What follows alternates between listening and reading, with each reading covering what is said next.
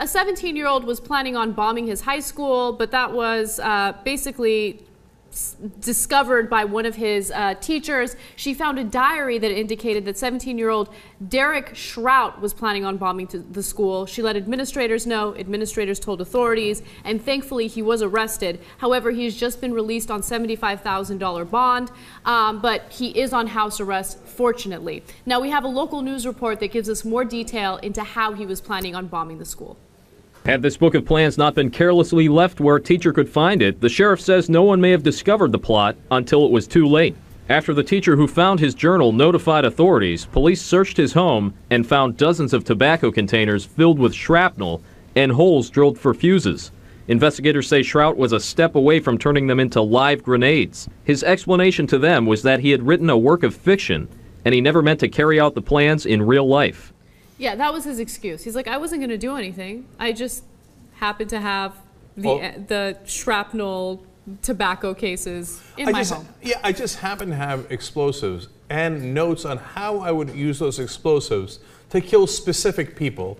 By the way, shockingly, he was targeting blacks and a person he thought was gay, because it turns out that he was, you know, he considers himself a white supremacist. There were numerous times where he would scream out things like white power and the N-word at school, but people thought that he was just joking around, which, by the way, is kind of amazing, right? He lives in a completely different place, because can you imagine if someone's at the workplace or even at a school in California and they're just screaming out the N-word and white power and nothing happens?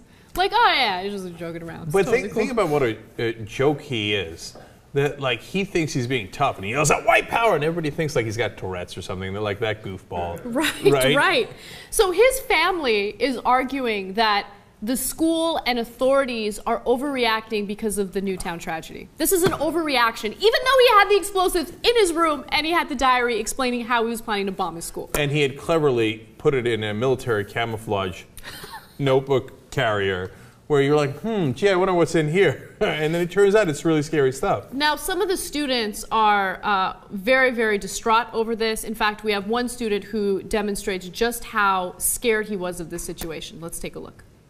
You ever seen this guy in school before? I got a class with him. And did he ever strike you as being a guy who would do something like this? He used to look at me, but I thought he'd just look at people like that. Did you ever see him like having problems with people before? No. Seen him chewing tobacco, though. Yeah, we had to chew a lot of tobacco to get those containers, right? All right, I know this is a serious story, okay, but that was the best person that you could possibly interview for this story. Right. Like, you're trying to get, you know, some of the thoughts that these students are having. It's a scary situation, right?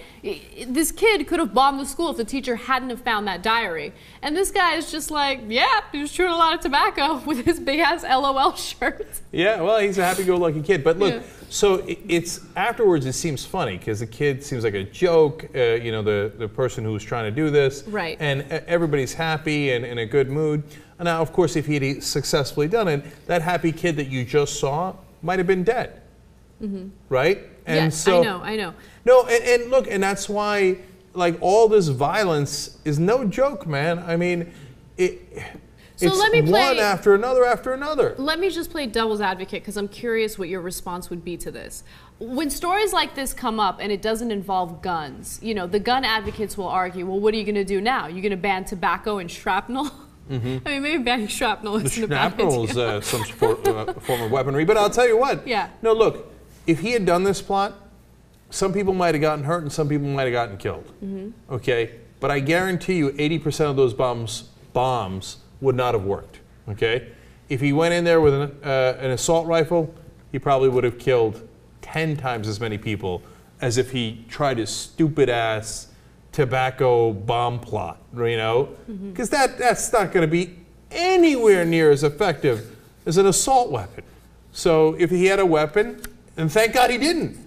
I mean, maybe he would have acted quicker. Maybe he would have went in right away with his weapon and killed everybody.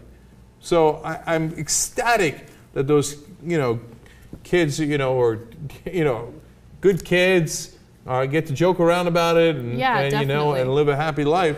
Because if that guy had an assault weapon, you know, dozens of people might have gotten killed. Outside of our friend with the LOL t-shirt on, they interviewed a few other guys, And one of them said, he's like, man, I'm just surprised, you know, that whatever the name of that particular school was. He goes, I always figure that happens at other schools. That would never happen here. And that's the mindset for all the rest of these schools to think, oh, you know, that's what the Newtown issue was like. Oh man, not in this upper middle class neighborhood, and now, oh, not in this southern town.